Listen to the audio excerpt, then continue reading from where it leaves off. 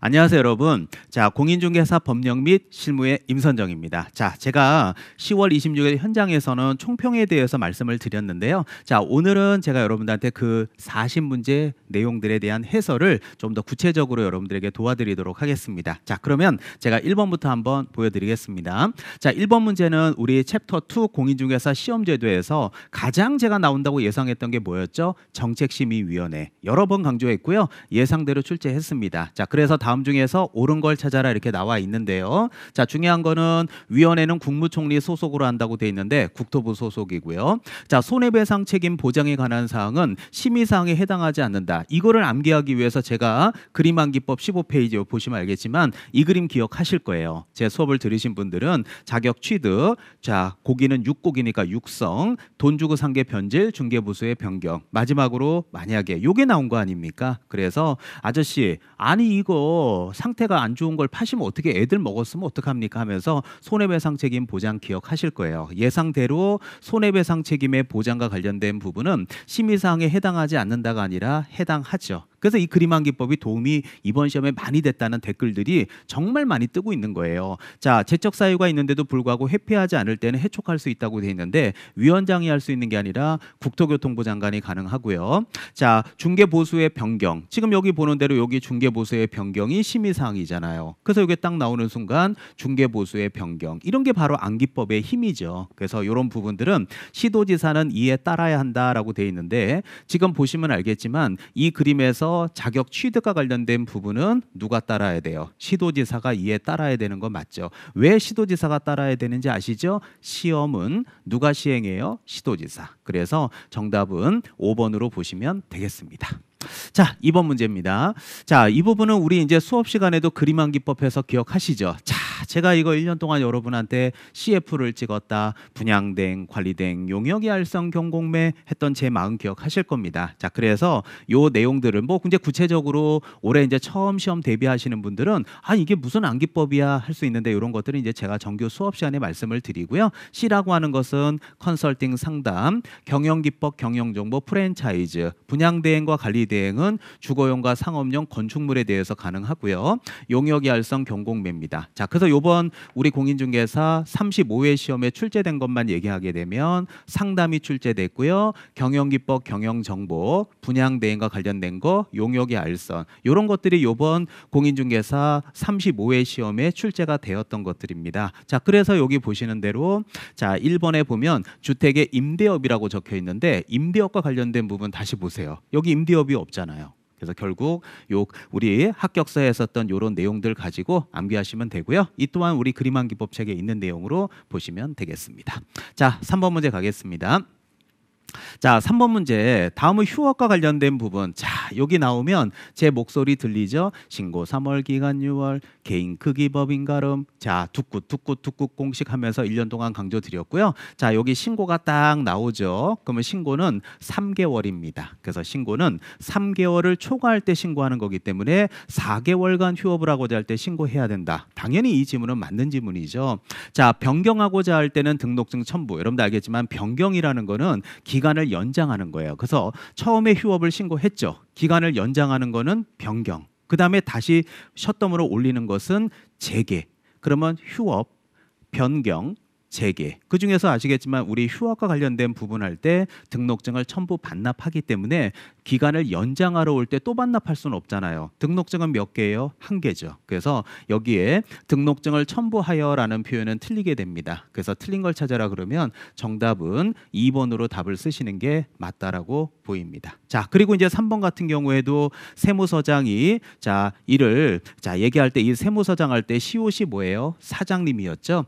그다음에 이제 이렇게 등록관청의 디귿은 뭐예요? 바로 우리가 알고 있는 대리님이죠. 그래서 사장님이 대리님한테 서류를 송부하게 됐을 때 기간은 없다라는 얘기하면서 이것도 제가 그림암기법 내용으로 여러분한테 이해시켰던 거 여러분들 기억하실 겁니다. 그리고 4번 같은 경우도 보면 부득이한 사유가 있는 경우를 제외하고는 6개월을 초과해서 휴업을 했다. 자, 이것도 보시면 알겠지만 6개월 초과 휴업. 자, 여기 네모난 밥상 그린 거 기억하시죠? 6개월 초과 휴업 딱 나오는 순간 절이에요, 상이에요? 상이죠. 상이라는 것은 임의적이고 그리고 재량적 등록 취소잖아요. 따라서 등록을 취소하여야 한다, 할 수 있다, 할 수 있다. 그래서 여기 딱 보시면 알겠지만 맨 끝에 할 수 있다 이런 표현들, 이런 것들이 바로 우리가 그동안 네모난 밥상, 부처님, 스님, 허재 감독 이런 것들을 얘기했던 것들이 그림한 기법이 상당히 시험에 많이 출제된 거죠. 그런 것들 여러분들이 꼭 확인해 주셨으면 좋겠습니다. 그래서 여러분들도 후배분들도 이번 36회 시험을 대비하시는 분들이 보고 계신다면 앞으로 제 수업에서 제가 강조하는 그림한 기법은 반드시 외워야 되는구나 이런 생각으로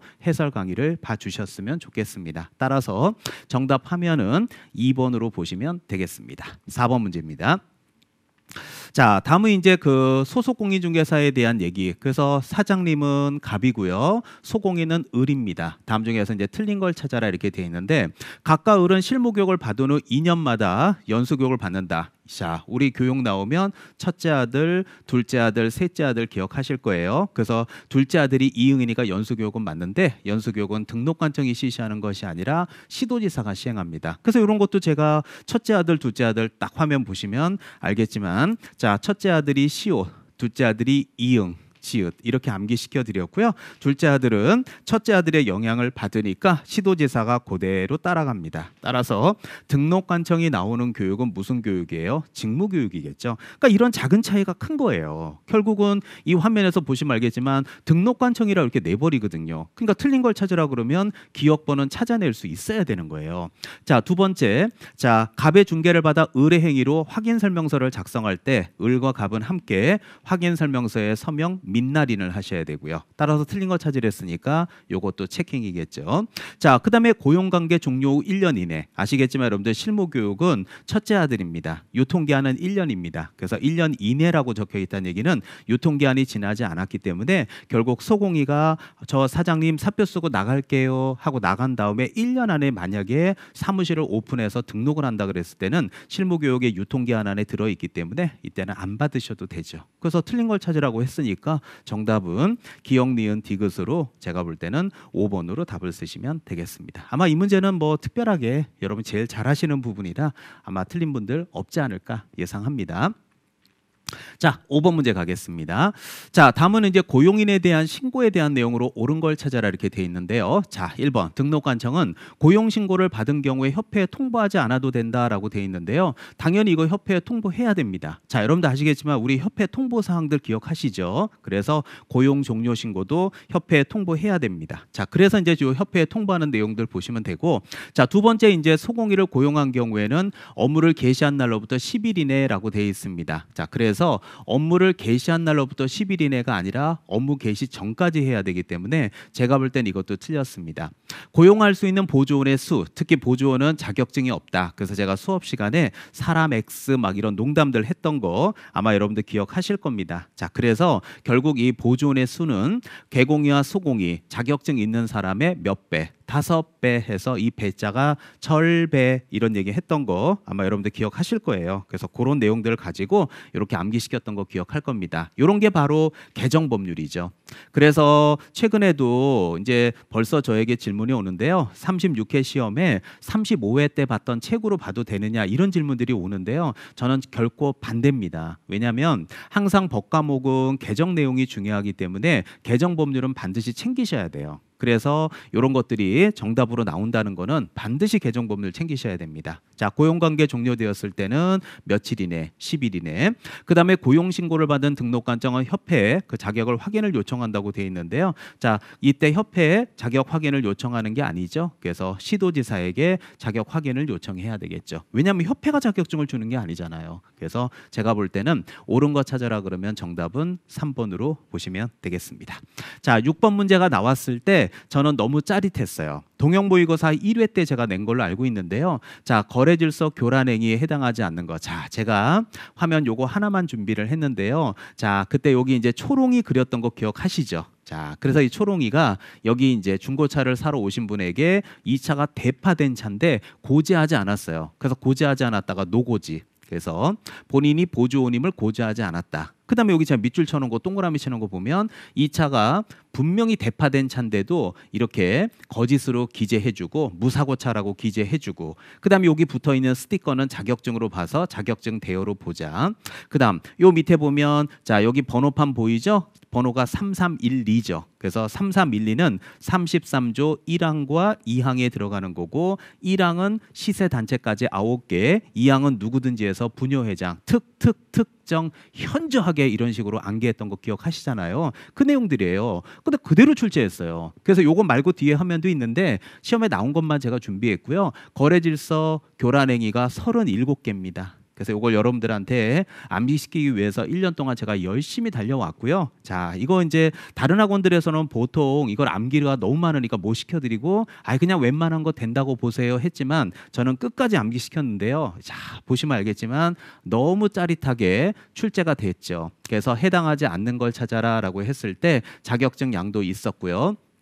보조원이라는 사실을 미리 알리지 않았다. 그러니까 미리 알리지 않았다 이런 것들이 지금 보시면 알겠지만 고지하지 않았다 이거거든요. 그 다음에 지금 보시는 대로 손해배상을 위해서 보증보험 공제 가입하지 않았다 써 있는데 여기 보세요. 여기 보증보험 공제 공탁 없잖아요. 그래서 제가 열심히 강조했던 이런 그림한기법 책 들고 열심히 1년간 외우셨다면 분명히 못 푸실 분이 없다라는 거죠. 그 정답은 이게 3번이 되는 거예요. 자, 그럼 여기 보시면 알겠지만 동일한 부동산에도 둘 이상의 계약서를 썼다. 보십시오. 그게 바로 거짓기재 이중계약서 이거 출제한 거 아니겠습니까? 그리고 마지막으로 쌍방을 대리했다. 이거는 바로 공인중개사법 제33조 제1항에 들어가는 제일 제가 수업 시간에 강조하는 금지행위에 들어가죠. 그래서 여기 딱 보시면 33조 1항에 들어가잖아요. 그대로 출제하지 않았습니까? 그래서 시험의 난이도를 높였지만 법 부분은 결국 암기 위주로 시험에 낸 거예요. 그래서 1년 동안 열심히 이해하셔도 이렇게 애워져 가는 게 맞습니다. 그래서 올해 36회 시험을 대비하시는 분들 또 35회 때 1차만 합격하셔서 내년에 2차 대비하시는 분들은 이 해설 강의를 보시면서 이게 정말 중요한 거구나. 애워야 되는 게 맞구나 라는 거를 꼭 인식하시고 해설 강의 들어주셨으면 좋겠습니다. 자, 그럼 이제 7번 문제 한번 가볼까요?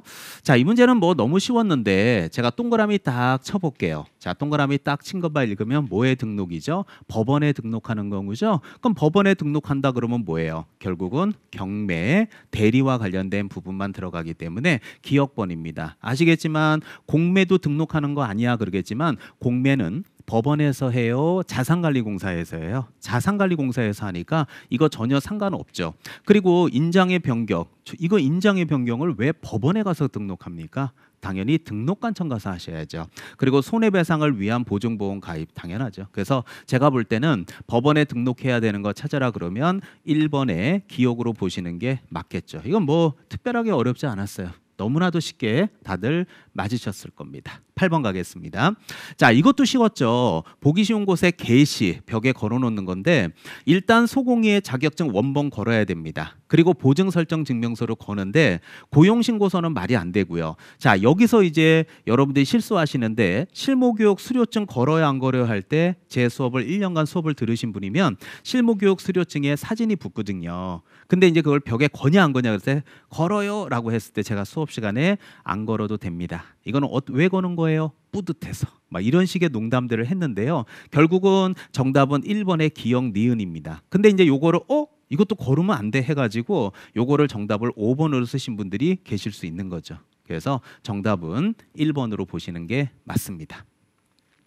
자, 9번 문제입니다. 자, 다음은 개설 등록에 대한 걸로 틀린 걸 찾아라. 자, 우리 개정법률로서 집행유예. 자, 과거에는 집행유예 기간이 끝나면 되었지만 이제는 집행유예 기간이 끝나야 돼요. 집행유예 기간이 끝나고 2년이 경과돼야 돼요. 2년이 경과돼야 되죠. 그래서 우리가 알고 있는 대로 발 디디고 나오면, 즉 감옥에 가서 발 디디고 나오면 3년, 발 디디지 않았을 때 집행유예 같은 경우는 2년. 이런 수업의 내용을 많이 말씀드렸는데요. 그래서 집행유예 기간이 만료되었죠. 그러면 2년이 지나지 않으면 결격사유입니다. 결격사유를 따지는 이유는 1번 등록의 요건, 2번 종사의 요건이라고 얘기했던 거 기억하실 겁니다. 그래서 제가 볼 때는 1번 지문은 퍼펙트하게 맞는 지문입니다. 자, 두 번째. 자, 협회는 매월 등록 관련된 내용이 있죠. 자, 등록과 관련된 내용을 협회는 다음 달 10일까지 시도지사에게 통보한다라고 돼 있는데 이거 지금 말도 안 되는 소리거든요. 자, 그래서 지금 보시면 알겠지만 협회가 통보하는 게 아니죠. 자, 그래서 등록관청이 협회에다 통보하는 거지 협회가 시도지사한테 통보하는 건 아니지 않습니까? 그래서 제가 볼 때는 요거 정답은 2번으로 보시는 게 맞을 것 같습니다. 자, 다음 달 10일 협회 통보 꼭 꼭 여러분들 기억하시면 좋겠습니다. 자, 나머지 내용들은 여러분들 읽어보시면 맞는 내용입니다. 특히 아시겠지만 요 7일 딱 나오는 순간 신청하고 통지 동그라미 치면 제 목소리 들리죠. 신청 통지 교부 개시 7지3 7일 지체 없이 3개월 해서 분사무소 가서는 교통이 막혀 가지는 뿌리 했던 거 그대로 이런 거 출제하잖아요. 그래서 여러분들도 자, 지금 이제 암호를 수업하니까 모르시는 분들 자, 이제 정규 수업 기다리시면 제가 다 해설해 드리도록 하겠습니다. 자, 10번 가겠습니다. 자, 중개계약에 대한 내용으로 틀린 걸 찾아라. 그래서 우리 중개계약은 보통 제가 교재 5장에서 많이 말씀드리는 부분이거든요. 그래서 일반 중개계약은 여기저기 다 찾아가는 형태, 전속 중개계약은 한 사람한테만 의뢰하고 그 사람을 믿고 기다리는 형태, 이런 형식이거든요. 자, 일반 중개계약은 계약서 작성 없이도 체결할 수 있다. 그럼요. 보통 구두로 많이 합니다. 두 번째, 전속을 체결하게 되면 유효기간이 보통 3개월인데 3개월 미만으로 약정하면 3개월로 한다. 이런 규정은 없어요. 그래서 원칙적으로는 3개월입니다. 하지만 별도로 1개월로 하자. 그럼 약정해서 1개월. 6개월 정도는 해야죠. 그럼 약정했다. 그럼 6개월인 겁니다. 그래서 이런 표현들은 주택임대차보호법에 2년 미만의 기간은 2년으로 본다라고 해서 최단 존속 기간이 있는 그런 어떤 표현을 여기다가 인용한 거예요. 말도 안 되는 소리예요. 그래서 제가 볼 때 정답은 2번으로 보시면 되겠습니다. 뭐 나머지에 대해서 뭐 특별하게 할 건 없고요. 요 공시지가 딱 나오는 순간 우리 전속 체결했을 때 임대차 딱 나오면은요. 우리끼리 했던 얘기 뭐였어요? 공시지가 장난치지 마. 임대차 딱 나오면 했던 제 목소리 기억하시죠? 그 그대로 나온 겁니다. 정답은 2번으로 보시면 되겠습니다. 자, 11번입니다. 자, 다음은 거래정보망의 지정 및 이용에 대한 걸로 옳은 것을 찾아봐라 이렇게 써 있는데요. 자, 우리 부가통신 사업자가 아니더라도 요건을 갖추면 지정받을 수 있다고 돼 있는데 부가통신 사업자여야 됩니다. 자, 두 번째, 정보사업자로 지정을 받으려면 공인중개사 자격을 갖추어야 되는 게 아니라 정보사업자가 되기 위한 요건이 있습니다. 전국적으로 500명 이상이고 2개 이상 시도에서 각각 30, 5는 2 더하기 3 기억하시죠?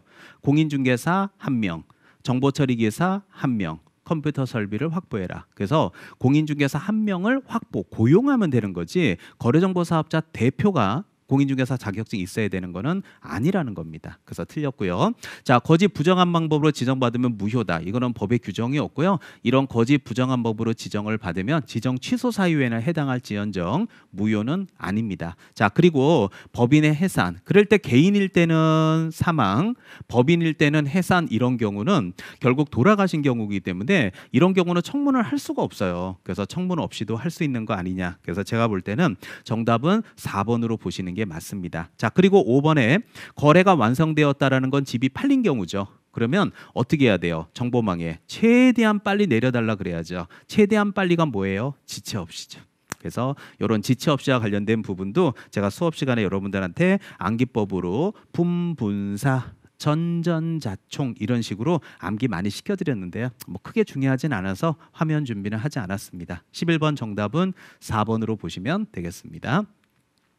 자, 12번입니다.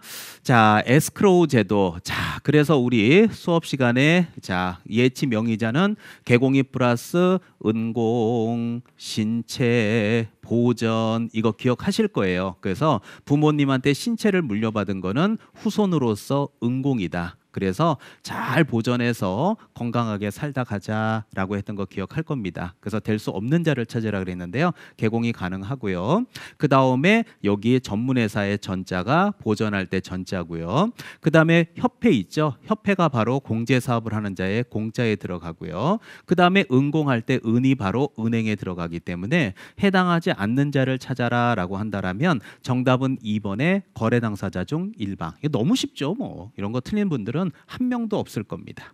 자, 13번입니다.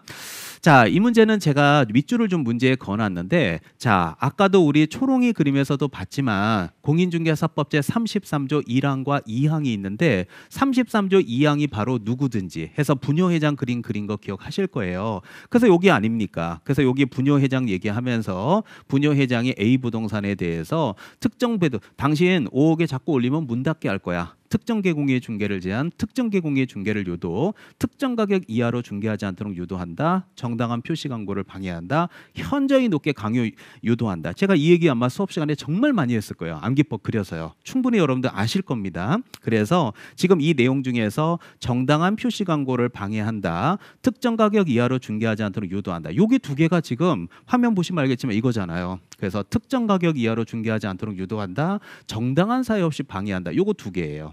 그래서 지금 33조 2항을 찾으라는 거거든요. 그러면 니은 디귿입니다. 그러나 보시면 알겠지만 단체를 구성해서라고 써 있죠. 그럼 이 단체를 구성해서라는 거는 시세 단체, 여기까지 시세에 부당한 영향을 주거나 우려가 있다, 단체를 구성해서 중개를 제한하거나 공동 중개를 제한한다. 이 부분은 33조 1항이 들어가는 거죠. 근데 지금 문제는 보시면 알겠지만 33조 2항에 있는 누구든지와 관련된 부분이기 때문에 제가 볼 때는 요거는 정답은 3번에 니은 디귿으로 보는 게 맞습니다. 자, 그래서 정답은 3번으로 보시면 되겠습니다. 이 문제도 제가 동영에서 했던 거하고 거의 일치되거든요. 나중에는 한번 제가 동영한 거하고 일치된 것들만 한번 모아서 보여드리도록 하겠습니다. 자, 14번입니다. 자, 다음에 행위 한자에 대해서 3년의 징역, 3년 딱 남은 누구예요? 허재죠, 허재. 자, 그러면 제가 그림암기법 했던 거 기억하실 겁니다. 이거 다 맞았죠. 그래서 허재는 반드시 왼손잡이여야 된다. 이게 이 파트에 가장 중요하다. 왜? 왼손이 더럽다. 더럽다가 뭐다? 부정하다. 그래서 지금 화면 보시면 알겠지만 이게 바로 부정하다가 딱 나오면 누구의 왼손? 허재. 허재는 보시면 알겠지만 등번호 몇 번? 33번. 그래서 3년 이하의 징역 또는 3천만 원 이하의 벌금 강조했는데요. 자, 예상대로 어때요? 정답 1번 딱 나왔죠. 그래서 이 그림암기법이 실제로 이번 시험에서 너무 많은 도움을 줬다 하는 게 진짜 사실이죠. 그러니까 후배인 여러분들도 36개 시험 대비자분들도 반드시 이 그림은 외우셔야 돼요. 제가 앞으로 이 그림 정규 수업 시간에 많이 띄워가면서 1년 동안 반복해드리도록 하겠습니다. 자, 그 다음 15번입니다. 자, 다음은 중개보수에 대한 걸로 틀린 걸 찾아라. 자, 1번 같은 경우 개공의 과실로 인해서 무효가 되면 보수받을 수 없다. 당연하죠. 자, 주택에 대한 보수 나왔죠. 우리 수업 시간에 강조한 거 기억하시죠? 주택 딱 나오면 무슨 조례? 시도조례. 그래서 시도조례 딱 나오면 앞에는 뭐가 나온다? 주택. 기억하실 거고요. 자, 중개보수의 지급 시기에는 약정에 의하되 약정이 없을 때는 뭐가 완료된 날? 거래대금 지급이 완료된 날. 당연히 맞는 얘기고요. 자, 그럼 정답이 4번인 것 같은데요. 주택의 소재지와 사무소 소재지가 다를 수 있죠. 자, 이럴 때에는 보시면 알겠지만 중개대상물의 소재지를 기준으로 하는 게 아니라 뭐의 기준이죠? 그렇죠. 사무소 소재지를 기준으로 해야지 대상물 소재지를 기준으로 하면 안 되죠. 그래서 정답은 4번이 답이 되는 것입니다.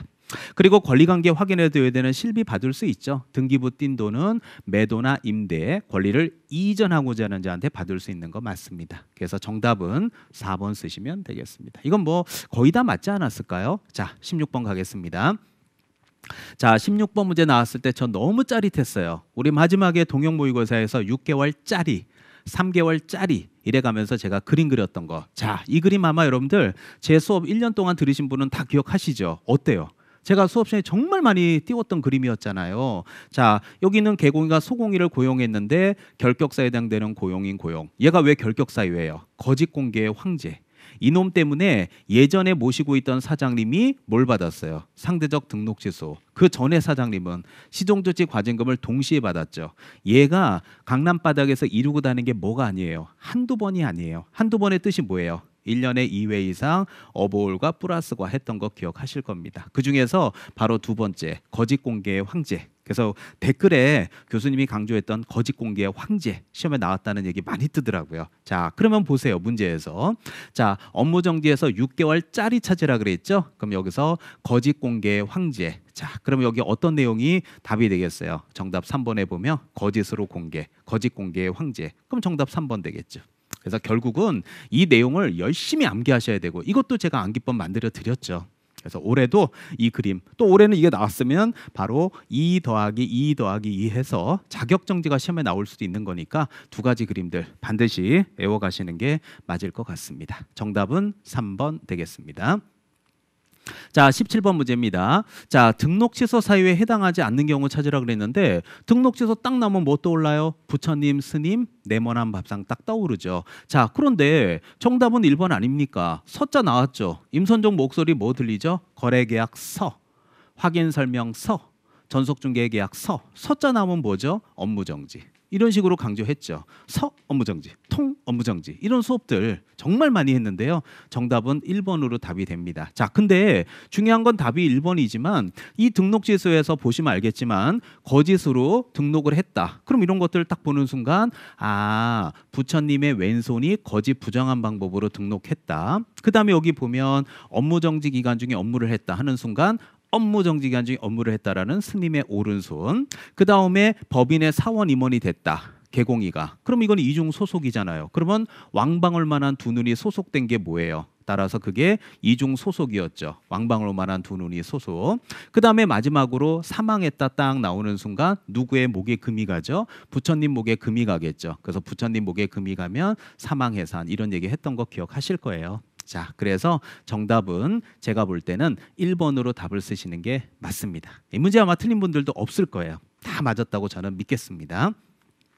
자, 18번 가겠습니다. 자, 이것도 협회에 대한 운영의 개선 조치. 그래서 제가 수업 시간에 업자가 불손하다 해서 이렇게 암기법 했던 거 기억하실 거고요. 자, 여기 그림암기법 책 46페이지 그대로 나왔는데요. 자, 보시죠. 그래서 업무 집행 방법의 변경, 자산 예탁 기간의 변경, 가격의 변경, 불건전 자산 적립금 보유, 손실 처리해서 업자가 불손해서 이렇게 업자가 있는데 뒷돈 받아 먹어서 불손하죠. 그래서 이제 국토교통부 장관님이 여보세요, 똑바로 안 하실 거예요 진짜? 하면서 개선 명령을 내렸다라고 말씀을 드렸는데, 자, 이 화면에서 보시면 알겠지만 업자 할 때 업이 뭐예요? 업이죠. 자, 그래서 그 다음에 자가 불손이죠. 그래서 업자 불손 나왔습니다. 그러면 이번에 공제사업의 양도라고 돼 있는데 이 화면 보세요. 여기 공제사업의 양도가 어디 있어요? 그래서 이것 또한 외우기가 정말 어려운 부분이었는데 그림암기법 46페이지에서 암기시켜드렸던 업자가 불손이 그대로 출제한 거죠. 그래서 아마 정답들을 다들 이 문제 어렵지 않게 자, 답을 2번 다 쓰지 않았을까라고 생각합니다. 18번 정답은 2번 되겠습니다. 자, 19번 가볼까요? 자, 이것도 거래계약서에 기재해야 되는 내용을 모두 골라라 그랬는데요. 이 또한 우리 그림암기법 책에 있었잖아요. 자, 이거를 뭐 거물개거, 물건, 개중구 이런 거 하지 말아라. 그래서 어떻게 외우면 좋냐? 따라서 매매계약서는 권리 이전 내용, 물건의 표시, 거래금액, 자, 계약일, 특히 5월 1일은 4번, 5번 두 가지 뜻이 있다. 하나는 계약일, 하나는 확인서면서 교부일자. 그 다음에 잔금일이 뭐예요? 따라서 잔금일은 물건의 인도일시, 조건기한, 그 밖의 약정, 그리고 매도인 매수인 퉁 쳐가지고 주민번호, 핸드폰 번호 그런 것들을 거래 당사자 인적사항 이렇게 됐는데요. 지금 이 화면에서 보시면 알겠지만 권리 이전 내용, 확인설명서 교부일자, 물건의 인도일시, 조건기한 요것들 보이시죠? 자, 그러면 제가 화면 딱 보시면 알겠지만 권리 이전 내용이 있죠. 물건의 인도일시 있죠. 조건기한이 있죠. 확인설명서 교부일자 있죠. 어때요? 그대로 외운 거 그대로잖아요. 이거 우리 수업 시간에도 많이 했었고, 그래서 19번 정답은 5번으로 볼 수 있겠죠. 이걸 여러분이 정확하게 이해하셔야 돼요. 그래서 19번 정답은 5번이 됩니다. 그래서 이 또한 우리 그림암기법에 했던 그림이 많은 도움이 된 게 또 사실입니다. 자, 여러분들 이번에는 20번입니다. 자, 우리 확인설명서 2에 대해서 이번에 시험에 나왔는데요. 자, 여기서 이제 기본 확인사항이 아닌 거 찾아라 그랬는데요. 요건 정답이 3번입니다. 여러분 알겠지만 제가 아까도 서두에서 말씀드렸지만 이 관리비와 관련된 게 최근에 개정 법률이잖아요. 그래서 이 관리비와 관련된 부분이 월세를 올리지를 못한단 말이에요. 임대사업자 5% 받기. 그러니까 월세를 올릴 수 없으니까 이거를 관리비에다 전가시키는 거예요. 그래서 계단하고 복도 5만 원씩 청소비 받다가 갑자기 10만 원씩 받아버리면 못 듣고 들어오셨어요? 이러다 보면 나중에 세입자는 저 못 들었는데요. 그럼 중개업자분은 저는 설명할 의무가 없는데요. 이러다 보니까 실무에서 분쟁이 많이 생기는 거죠. 그래서 이 관리비와 관련된 부분이 최근에 개정되었다라고 했는데 이 부분은 좀 전에 얘기했지만 확인설명서 1이라는 주거용일 때 얘기지 비주거용일 때 내용은 아니거든요. 그래서 개정 법률 때문에라도 반드시 교재는 과거 거를 보면 안 돼요. 그래서 확인설명서 1이 개정된 상태이기 때문에 2, 3, 4도 지금 개정될 움직임이 있으니까 반드시 개정된다면 반드시 개정된 걸로 공부하셔야 되니까 과거에 있는 책 필기한 거 아까워하지 마시고 다시 한번 새로운 교재에다 적어보면서 공부한다는 생각으로 반드시 개정 법률 포함된 걸로 공부를 하셔야 됩니다. 그래서 요새도 댓글이 많이 뜨거든요. 그래서 꼭 제 말씀 기억해 주셨으면 좋겠습니다. 따라서 정답은 3번 되겠습니다. 자, 21번입니다. 자, 협회 업무에 해당하는 것을 모두 골라라. 자, 이 부분은 뭐 사실은 자, 회원 윤리원장 제정 관련된 업무, 부동산 정보 제공. 그래서 우리 이 정보 제공 얘기하면서 한방 뭐 이런 얘기하면서 한국공인중개사협회의 방, 직방 다방할 때 방과 한국공인중개사의 한, 그래서 한방 이런 얘기들 많이 했고요. 회원 품위 유지를 위한 업무 했었고 특히 아시겠지만 모니터링 업무는 아니죠. 그래서 국토교통부 장관이 모니터링은 공정하게 모니터링할 수 있는 기관이나 위탁시킨다. 공공기관, 정부 출연 연구기관 해서 공정하게 모니터링할 수 있는 기관 해가지고 뭐 매월이 그래서 국장님이 좋아하는 애가 누구? 매월이 10일이 매월 10일이 막 이런 농담하면서 매월이 막 이런 농담들 했던 게 제 목소리 들리실 겁니다. 그래서 제가 볼 때는 디귿번만 빼고 찾으시면 되니까 정답은 4번으로 답을 쓰시는데 큰 문제 없지 않았을까 생각이 듭니다. 자, 22번입니다. 자, 22번. 자, 우리 토지거래 허가구역. 자, 그래서 부주봉투를 외토에다 넣어서 간다라는 얘기 정말 많이 말씀드렸는데요. 자, 22번 문제 같은 경우가 대표적으로 부주 외토할 때 토에서 나온 부분으로 보시면 되는데 자, 허가구역이 둘 이상의 시도에 걸쳐 있을 수 있죠. 그럼 둘 이상의 시도에 걸쳐 있을 때에는 누가 지정하죠? 국장이 지정을 합니다. 자, 투기적인 성행 급격한 상승이 있는 경우로 몇 년 이내 기간이죠? 5년 이내 기간을 정해서 지정할 수 있고요. 자, 통지를 받은 날도 5일 후에 5일 맞는데요. 근데 통지를 받은 날로부터가 아니라 공고한 날로부터 5일이죠. 그 다음에 지체 없이 그 내용을 등기소장에 통지해야 된다. 당연하죠. 자, 그리고 5번에 보면 이런 공고한 내용을 7일 이상 공고 15일간 일반인이 열람할 수 있도록 하는 거기 때문에 제가 볼 때는 옳은 거 찾아라 그러면 정답은 4번입니다. 그래서 올해는 토지거래 허가구역이 그렇게 어렵지는 않았어요. 그래서 이 정도 문제는 거의 다 쓰지 않았을까 싶습니다. 자, 23번. 자, 이거 나왔을 때 제 또한 되게 짜릿했죠. 변경 신고 사항이 아닌 것을 찾아라 이렇게 나와 있는데요. 자, 이 그림 기억하시죠? 변경은 후발이잖아요. 그 중에서 윗리 6개가 뭐예요? 거래 지분 비율. 아랫리는 거래 지분. 그 다음에 여기 이제 3억 원이 뭐예요? 거래 가격. 그 다음에 100제곱미터가 면적. 그리고 여기에 조건 기한은 누가 적으라 그랬죠? 매부가. 매가 매수인의 변경인데요. 이런 매수인의 변경은 자, 추가되는 경우냐 제외되는 경우냐라는 요걸 갖고 요번에 문제 시험에 낸 거거든요. 자, 그래서 자, 화면 한번 보시면 자, 거래 가격이 있었죠. 윗리 6개 거래 지분 비율, 아랫리 거래 지분 면적이 있었죠. 조금 전에 여기 면적이 있잖아요. 여기 면적. 자, 그런데 중요한 거는 여기에서 추가되는 경우가 아니라 여기 매부가 할 때 매자죠. 그래서 매수인의 변경, 부동산의 변경은 추가되는 경우 아니라 제외되는 경우이기 때문에 요걸 갖고 답을 낸 겁니다. 그래서 요 또한 지금 보시는 대로 그림암기법 72페이지에 있는 내용 그대로 출제한 겁니다. 제가 오늘 화면에 그림 띄운 게 되게 많죠. 아직 다 띄운 건 아니에요. 그래서 요 정도 선에서 띄웠는데 결국 내년에 36회 시험 때에도 반드시 이 그림은 외우셔야 되는 필수 암기 코스라고 생각하시면 되겠습니다. 자, 24번입니다. 부주할 때 주가 바로 주택임대차 계약 신고제도인데요. 이 경우는 보증금 6천만 원을 초과하거나 월차임이 30만 원을 초과하는 경우에 신고 대상입니다. 그래서 6천만 원이고 월차임이 30이면 중요한 거는 초과해야 되니까 이 금액은 안 들어가죠. 6천만 원 초과, 월차임이 30만 원을 초과할 때 들어가는 거니까 중요한 거는 1번은 옳지 않습니다. 자, 보증금이 5천만 원 맞고 월세가 40이면 30만 원 넘었죠. 그러면 6천만 원을 초과하거나 월차임이 30을 넘으면 해야 되니까 40이면 30 넘었잖아요. 그럼 신고 대상 아니다. 신고 대상이죠. 그 다음에 지방공기업에 따른 지방공사. 지방공사 딱 나오면 누구예요? 국가 등이죠. 그래서 이하 국가 등일 때에는 국가 등이 신고해야 되는 거지 공동으로 하는 거 아니죠. 틀렸고요. 그 다음에 자, 광역시 D군에 소재한 보증금 1억 월세 100으로 신고된 임대차 계약일 때에는 기간만 연장하는 경우잖아요. 그럼 기간만 연장하는 경우는 굳이 신고할 필요 없죠. 금액이 바뀐 게 아니니까요. 자, 그 다음에 5번. 자, 주택임대차 계약을 개공이가 도와줬죠. 그때 개공이가 신고해라. 이 규정은 부동산 거래 신고에서는 개업공인중개사가 개입되면 신고하라는 규정이 있는데 주택임대차 계약 신고에는 그 규정이 없다 그랬어요. 그래서 부주의 결정적인 차이점들을 제가 얘기했던 걸 마지막 때도 말씀드렸는데 그대로 출제했습니다. 자, 그래서 정답은 4번 되겠습니다. 자, 25번입니다. 자, 요것도 아까 우리 자, 보시면 알겠지만 자, 여기에서 거래 지분 비율 나온 거 맞죠? 그래서 이 거래 지분 비율은 자, 요것도 그림한 기법 아까 했던 그림에서 보시면 알겠지만 자, 요번에는 정정에 대해서도 윗니 6개는 거래 지분 비율, 아랫니는 거래 지분이니까 요 윗니 6개, 아랫니 4개, 윗니 6개, 아랫니 4개는 처음부터 원시적으로 잘못 기재했으면 정정. 아, 이거 나중에 그런 일이 생겼다 그러면 변경이니까 원시인지 후반인지 보고 답을 쓰시면 되는 거죠. 자, 그렇다면 지금 보시는 대로 자, 잘못 기재된 경우에는 자, 정정 신청할 수 있다. 맞죠? 그래서 제가 볼 땐 이건 문제될 건 없는 것 같아요. 자, 그리고 투기과열지구 안에 자, 외의 지역이라고 써 있죠? 외의 지역이라는 건 자, 규제 지역이에요? 아니에요? 아니죠. 아니면은 결국은 무슨 비예요? 안일비죠.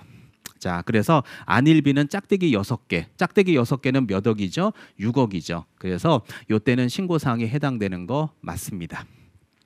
자, 그리고 이제 세 번째, 자, 법인이 주택의 매수자로서 했을 때 이용 계획이 있죠. 이것도 신고사항에 들어가는 거 맞고요. 그 다음에 부동산 거래 신고, 제가 강의하는 과목입니다. 40개짜리 과목. 부동산 등기 우리 공시법 교수님 24개짜리 과목 기억하시죠? 그래서 40개와 24개가 경합되면 누가 이겨요? 40개가 이기니까 거래 신고하면 검인을 받은 걸로 뭐 한다? 본다. 맞잖아요. 40개는 24개를 찍어 누를 수가 있다.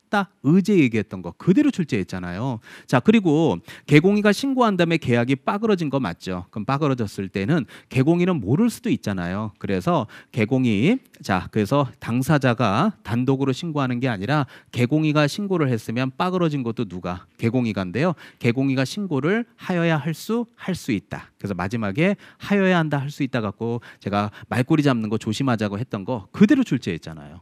자, 그래서 정답은 제가 볼 때는 4번. 자, 그래서 틀린 거 찾으라 그랬으니까 정답은 제가 볼 때 5번으로 답을 쓰시면 되겠죠. 그래서 거래 당사자가 하는 게 아니라 개공이가 신고를 할 수 있다. 이렇게 답을 하셔야 됩니다. 정답 5번 되겠습니다. 자, 26번입니다. 부주 외토할 때 왜죠? 자, 틀린 거 찾으라 그랬는데 자, 중요한 건 여기에서 우리 자, 제가 뭐 어차피 답을 알고 있지만 여기 신축 나왔죠? 이거는 계약이에요? 계약 외의 원인이에요? 계약 외의 원인인 거 맞죠? 그래서 계약 외의 원인일 때는 6월 300 100에서 여기는 6개월 이내 신고하셔야 됩니다. 그래서 60일이 아니라 6개월입니다. 정답은 2번으로 보시면 되겠습니다. 자, 27번. 자, 토지거래 허가구역이 적용되지 않는 경우를 찾아라. 그러니까 이런 것들이 조금 난이도 있는 문제예요. 그래서 혹시라도 여러분들이 나 이런 것들은 어디 있는지 보고 싶어라고 한다라면 35회 기준으로 여러분들 갖고 있는 기본서 있죠. 이제 36회는 이제 제가 새롭게 교재를 만들 거니까요. 416페이지에 보시게 되면 그 내용이 그대로 있습니다. 그래서 자, 외국인이 토지거래 허가 받았다. 그러면 토지 취득 허가 받았을 때는 외국인의 허가와 토지거래 허가는 양 채널이 의제된다라고 얘기했죠. 그럼 안 받아도 되는 경우예요. 그리고 이제 공익사업을 위한 토지 취득 보상 가능한 법률에 따른 환매하는 경우, 이것도 기본서에 적혀 있고요. 마지막으로 농어촌 공사 농지관리기금법에 따라서 한국농어촌공사가 토지를 매매했다. 이런 경우도 안 받아도 되는 경우이기 때문에 정답은 5번입니다. 그래서 이런 것들은 내용들이 조금 외울 게 많아서 아마 힘드셨을 거예요. 이런 문제 하나 정도는 실수할 수 있다고 예상합니다. 그래서 정답은 5번 되겠습니다. 자, 28번입니다.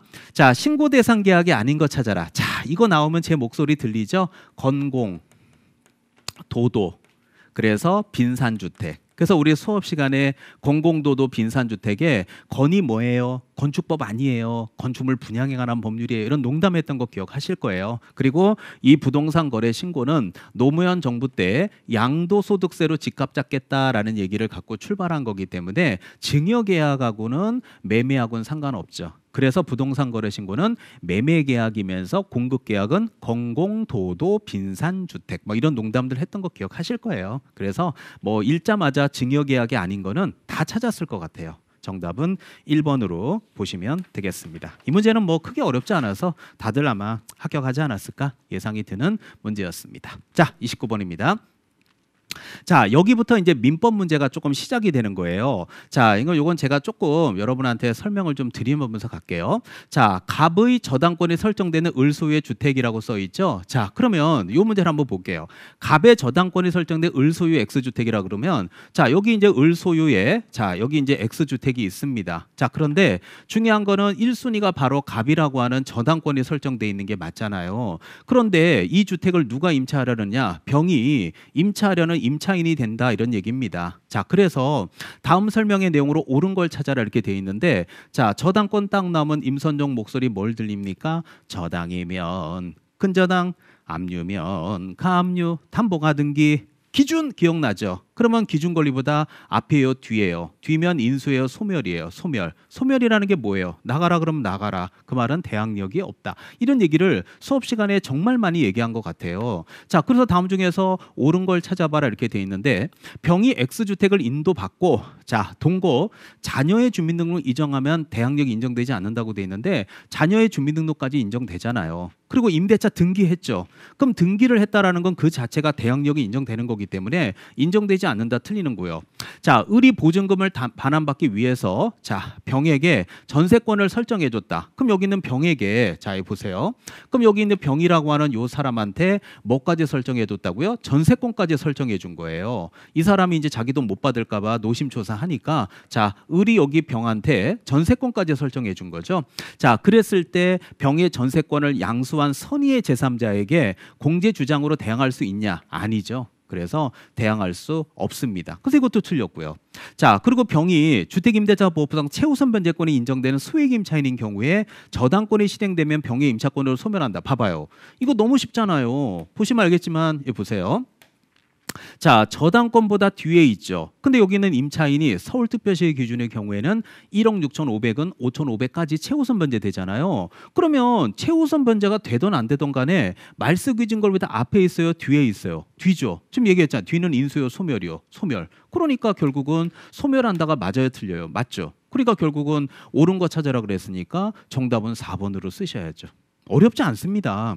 자, 그리고 병이 임대차 계약을 체결한 다음에 정이 X주택의 저당권 설정을 받았는데 라고 써 있죠. 자, 그럼 이것도 어려우면 여기다가 한번 써보자고요. 자, 그러면 병이 임대차 계약을 체결한 다음에 정이 X주택에 대해서 저당권을 설정받았다라고 하면은 결국은 1순위는 갑저당권, 2순위는 병임차인, 3순위는 정저당권이잖아요. 그럼 이렇게 세 개가 딱 되죠. 그러면 얘가 경매를 실행시키던 얘가 경매를 실행시키던 둘 다 경매 신청권이 있잖아요. 그렇다면 이럴 때 누가 기준권리가 되냐에 대해서는 선순위가 기준권리가 되기 때문에 얘가 기준권리가 되기 때문에 얘가 경매를 실행시켜도 얘는 소멸이고 얘가 경매를 실행시켜도 얘는 소멸이에요. 그렇기 때문에 결국 병임차인은 소멸해요, 소멸하지 않아요? 소멸하죠. 근데 여기 보면 병임차권은 매각으로 소멸하지 않는다. 틀렸잖아요.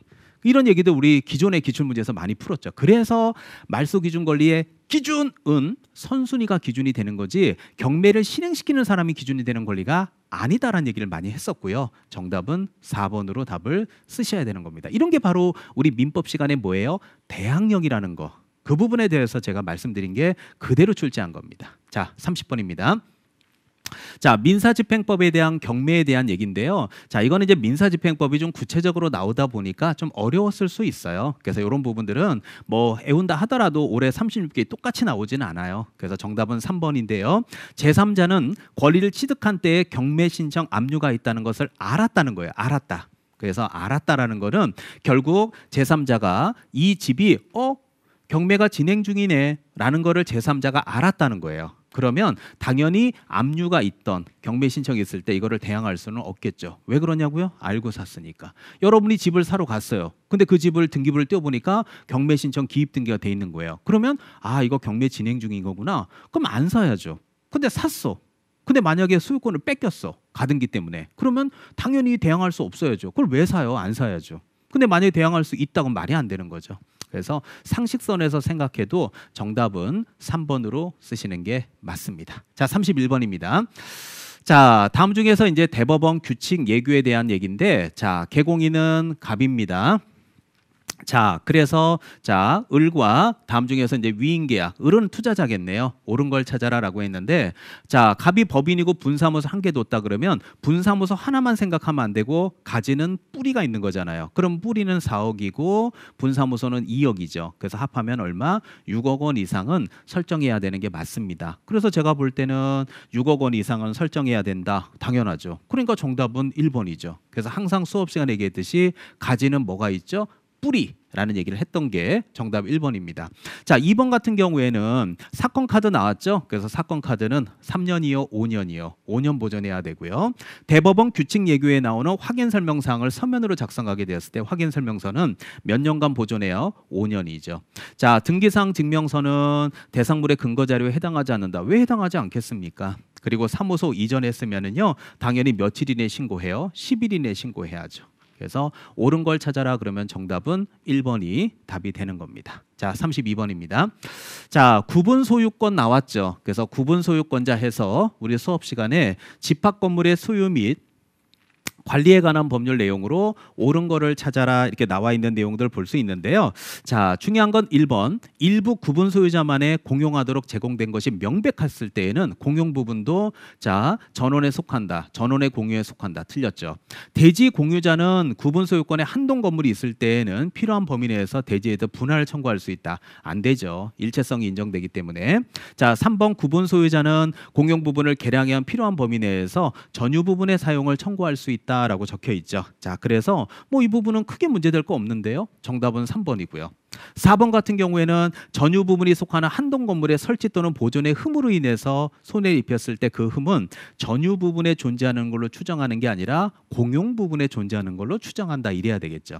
그리고 5번 지문 같은 경우는 대지 사용권이 없는 구분 소유자는 대지 사용권자에게 시가로 매도를 청구. 이건 말이 안 되는 거예요. 그래서 우리 집합 건물의 소유 및 관리에 관한 법률 제7조에 보게 되면요. 대지 사용권이 없는 소유자가 있을 수 있죠. 그렇다면 그때 그 건물에 대해서 전유 부분을 철거를 명할 수 있는 자는 그 대지 사용권이 없는 구분 소유자에게 시가로 매도를 청구할 수 있는 거지, 대지 사용권이 없는 사가 대지 사용권자에게 시가를 매도 청구할 수 있다는 거는 그 자체가 말이 안 돼요. 그래서 집합 건물의 소유 및 관리에 관한 법률 제7조를 민법책이나 아니면 뭐 국가법령 정보센터 법제처에 가서 한번 보시게 되면 말도 안 된다는 것을 여러분들 이해하실 겁니다. 그래서 제가 볼 때 뭐 특별하게 집합건물법은 어렵게 출제된 것 같지는 않아요. 그래서 정답은 3번으로 답을 쓰시면 되겠습니다. 자, 33번입니다. 자, 이 문제는 이제 우리 민법 문제 중에서도 약간 자, 퀘스천 마크가 드는, 야, 이것까지 나와야 되나 했을 때 저도 야, 이 문제는 좀 과한 거 아닌가라고 생각이 들었어요. 자, 그래서 왜 이런 문제들이 조금 과하다라는 생각을 제가 가지게 됐냐면, 지금 여러분이 이 문제를 저하고 같이 한번 보시면 보세요. 자, 건물의 소유를 목적으로 한 무슨 임대차? 토지 임대, 민법이죠. 그런데 임차인이 임대인을 상대로 해서 지상물에 대한 매수 청구권, 그러면 지상물 매수 청구권이에요. 근데 이런 문제를 왜 내느냐? 그게 바로 난이도 조절인데, 중개 실무에서 이런 문제가 지금 나온 거는 제가 지금 자, 공인중개사 10회부터 지금 35회까지 지금까지 강의하고 했고 이제 36회 대비하고 있지만 이 문제가 시험에 나온 건 처음이에요. 그렇다고 해서 이제 제가 내년에 만약에 지상물 매수 청구권부터 시작해서 민법 시간에 배우는 형성권을 다 물권법을 강의한다면 이건 뭐 완전 민법 강사가 돼버리죠. 그러니까 이런 문제들은 어쩔 수 없이 이제 이건 틀리라고 낸 문제이기 때문에 그냥 뭐 틀려도 돼요. 대신에 1차, 2차를 그래서 같이 하시는 분들한테는 되게 이득이죠. 아니 민법도 열심히 해서 공부해놨는데 민법 또 나왔네 그럴 수 있지만, 가장 문제는 뭐냐면 작년 34회 시험 때 민법 개론을 짧은 시간 동안 뭐 4개월, 6개월 동안 바짝 해갖고 어떻게 62.5로 합격을 했어요. 다 까먹었어요.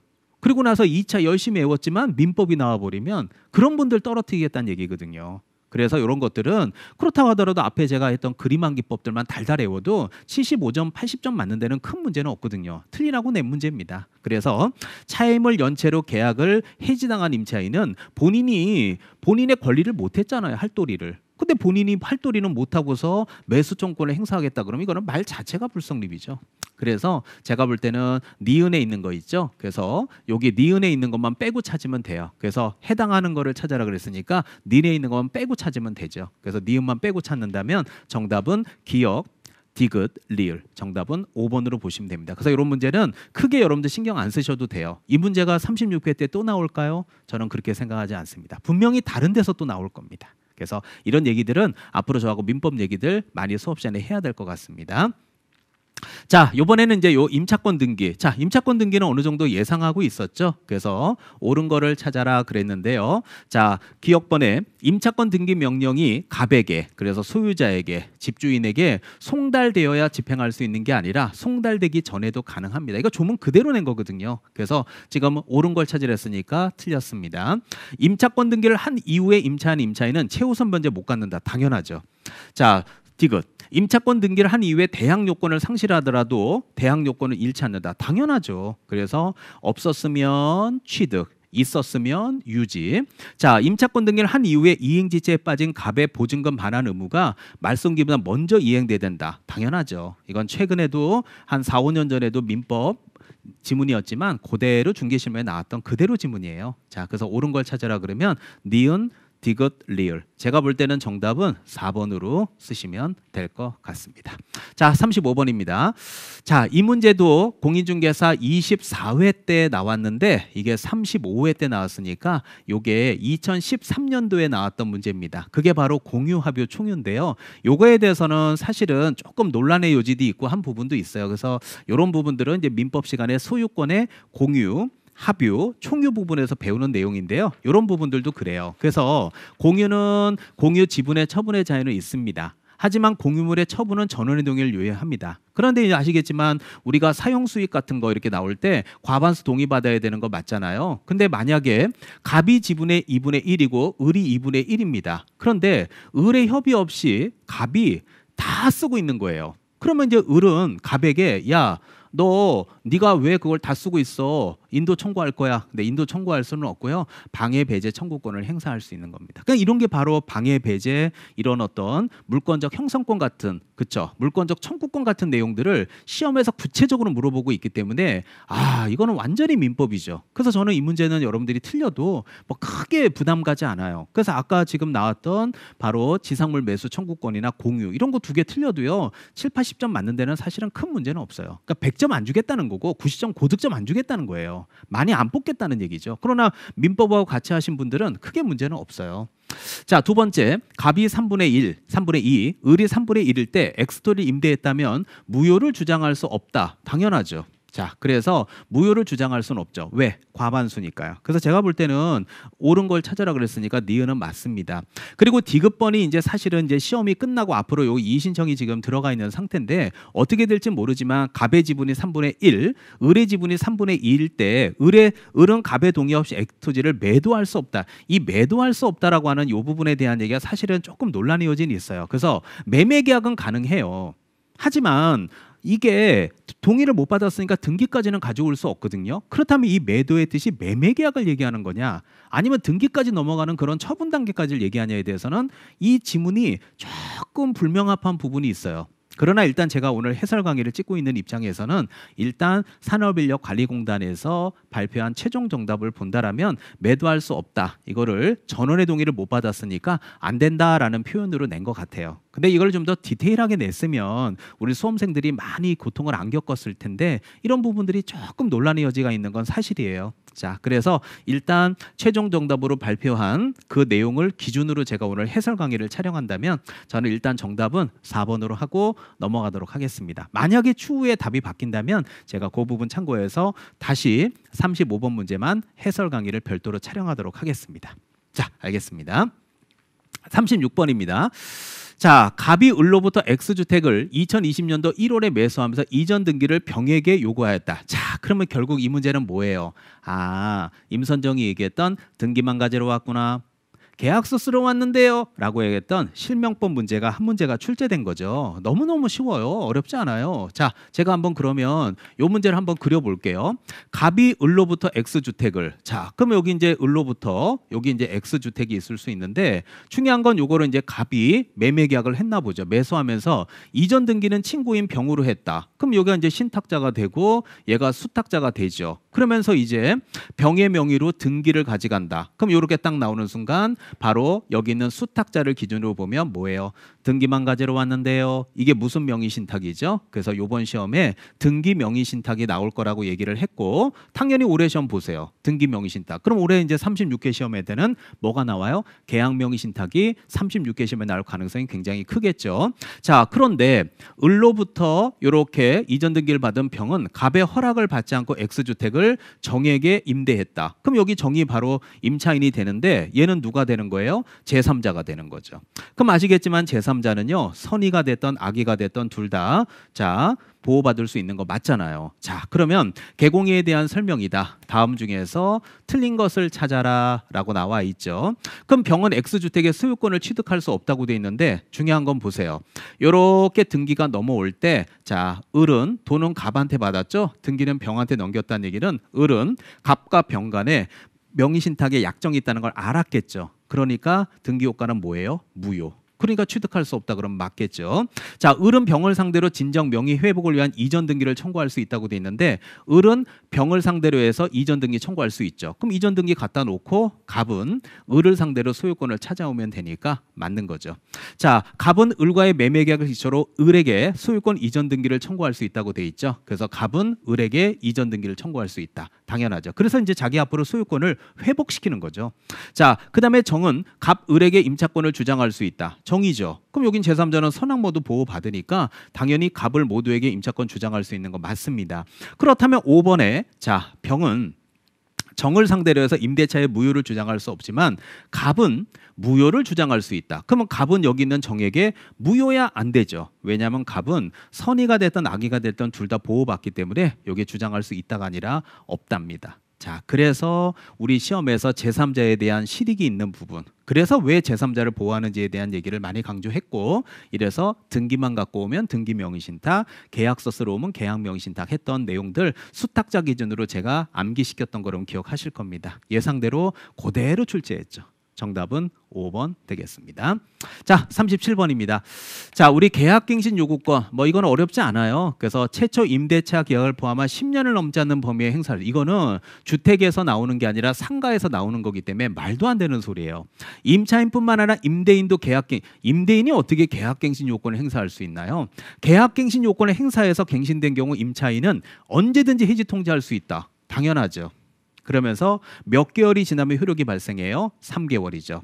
자, 계약갱신 요건을 행사해서 갱신된 경우 임대인은 차임을 증액할 수 없다. 증액할 수 있죠. 5%까지 가능합니다. 계약갱신 요건을 행사하는 경우에는 끝난 후 즉시 이행한다라고 돼 있는데 계약기간이 끝난 후 즉시가 아니라 임차인은 계약기간이 종료되기 6개월에서 2개월 전 사이에 계약갱신 요건을 행사하는 거기 때문에 계약기간 끝난 후 즉시라는 거는 말도 안 되는 소리예요. 자, 그래서 옳은 걸 찾으라고 했기 때문에 정답은 3번으로 답을 쓰시면 되겠습니다. 자, 38번입니다. 자, 38번은 뭐 예상했던 문제죠. 그래서 상가 건물 임대차 보호법 틀린 걸 찾아라 이렇게 나와 있는데 갑이 건물을 인도받고 사업자 등록하면 다음 날부터 효력이 생기는 거 맞고요. 확정일자는 세무서장이 부여하는 거 맞습니다. 임대인의 동의를 받아서 확정일자 부여일 등 정보 제공 요청할 수 있다. 당연하죠. 자, 그리고 부정한 방법으로 임차한 경우에 계약갱신 요구를 거절할 수 있다. 당연합니다. 자, 그리고 5번 같은 경우에 이제 이렇게 보면 건물의 경매 시에 갑은 환가 대금에서 우선 변제권에는 보증금을 지급받은 이후에 양수인에게 인도한다고 되어 있는데 보증금을 받은 다음에 경매 이 양수인이라는 뜻은 뭐냐면요. 경매가 넘어갔을 때 경매가 넘어간 집을 산 사람, 투자자, 낙찰자예요. 근데 제가 많이 얘기했잖아요. 낙찰자에게 가서 명도 확인서를 발급받아 와야 돼요.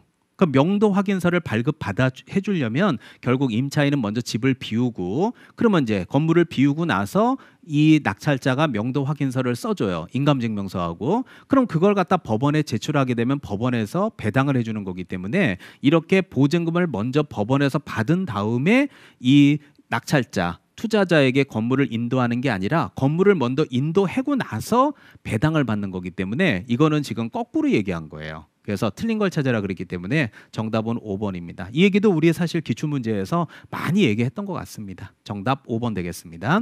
자, 39번. 자, 예상했죠. 분묘기직권. 자, 다음 중에서 옳은 걸 찾아라. 시효 취득했죠. 그래서 자, 시효 취득한 때부터 지료지급 의무가 발생한다라고 돼 있는데 시효 취득한 때예요, 취득한 때예요? 취득한 때. 틀렸습니다. 자, 특별한 사정이 없는 한 수호와 봉사를 하는 동안 분묘기지권은 계속 존속하죠. 맞습니다. 자, 분묘기지권을 취득한 자는 등기가 없는 경우에도 토지 매수인에게 대항할 수 있다라고 돼 있죠. 당연한 거죠. 자, 분묘기지권은 여러분들 등기되는 권리예요, 등기 안 되는 권리예요? 등기 안 되는 권리죠. 그래서 제가 볼 때는 맞는 얘기입니다. 자, 그래서 정답은 4번에 니은 디귿으로 답을 쓰시면 되겠습니다. 이것도 어떻게 보면 민법 문제죠, 뭐. 자, 그래서 민법 문제가 보시면 알겠지만 거의 9문제 가까이 올해 시험에서 출제된 것 같습니다. 자, 40번입니다. 자, 토지를 매수해서 자, 우리 수업 시간에 얘기했던 장사 등에 관한 법률 나온 거 맞죠? 옳은 걸 찾아라 그랬는데 개인묘지 있죠. 개인묘지는 사후신고예요, 사전 허가예요. 그래서 개인묘지는 사후신고고 가족, 종중, 문중, 법인묘지에 대해서는 사전에 허가받아서 하라고 장사법에 규정하고 있는데요. 그러면 개인묘지를 설치하려면 설치 전에 신고한다 틀리죠. 설치 전에 신고하면 부모님 돌아가시기 전에 신고 먼저 해서 부모님, 아버지 오늘 저 신고하고 왔어요. 이런 말도 안 되는 불효자는 되지 말자. 이런 농담들 했기 때문에 1번은 말도 안 되는 소리예요. 가족묘지를 설치하려면 자, 시장 등의 허가를 받아라. 제가 볼 때는 바로 가족묘지는 사전에 허가받아야 되니까 정답은 2번이 맞습니다. 그래서 개인묘지는 사후 신고, 가족, 종중, 문중, 법인은 사전 허가를 받는 거기 때문에 제가 볼 때는 정답 2번이 맞아요. 3번.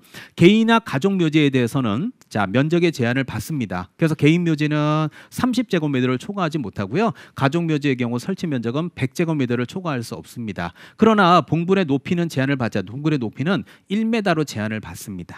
자, 그리고 설치 기간은 원칙적으로 30년이고요. 1회에 한해서 연장이 가능하고요. 최장 60년까지 가능하기 때문에 자, 그리고 이제 만약에 60년이 만료되면 몇 년 이내에 1년 이내에 화장 또는 봉안해야 되죠. 그래서 1개월 이내에 화장 또는 봉안하는 게 아니라 1년 이내에 화장 또는 봉안해야 되니까 이거 다 틀리죠.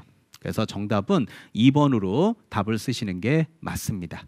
자, 여러분들 합격하신 분도 계실 거고 또 이제 한두 문제 차이로 또 속상해하시는 분도 계실 수 있는데요. 요즘에 이제 중개 실무는 과거에는 막 그냥 90점대 나와서 막 공법카바, 막 등기법, 세법카바 이렇게 할 수 있는 효자 과목이었지만 작년 34회 시험과 올해 35회 시험을 이렇게 접하면서 제가 느낀 느낌은 이제 점수를 많이 안 주겠다라는 형식으로 시험 패턴이 바뀌고 있는 것 같아요. 그래서 민법적인 부분이나 이런 부분, 실무적인 부분을 조금 강화시키면서 한 70점대 정도. 그래서 열심히 정말 목숨 걸고 했다 그러면 80점대. 그냥 나는 올해 동차로 열심히 했다 하면 70점대 정도 나오는 과목이지 90점대 이상 나오기에는 쉽지 않은 과목이 됐어요. 그래서 공법도 공시세법도 다 두루두루 열심히 하는 것이 올해 36회 때도 맞는 공부 방법이지 않을까 하는 느낌이 해설 강의를 끝나고도 오늘도 들고 있습니다. 자, 뭐 합격하신 분들은 다시 한번 축하드리고요. 또 36개 시험을 대비하시는 분들은 오늘 제가 앞에서 얘기했던 그림한 기법들 또 뒤에 민법 얘기들 잘 보시고 내가 1년간 어떻게 공부하는 것이 합격의 길인지 잘 많은 생각들 할 수 있는 좋은 계기가 되었으면 좋겠습니다. 자, 해설 강의는 이걸로 마치겠습니다. 여러분들 수고하셨습니다.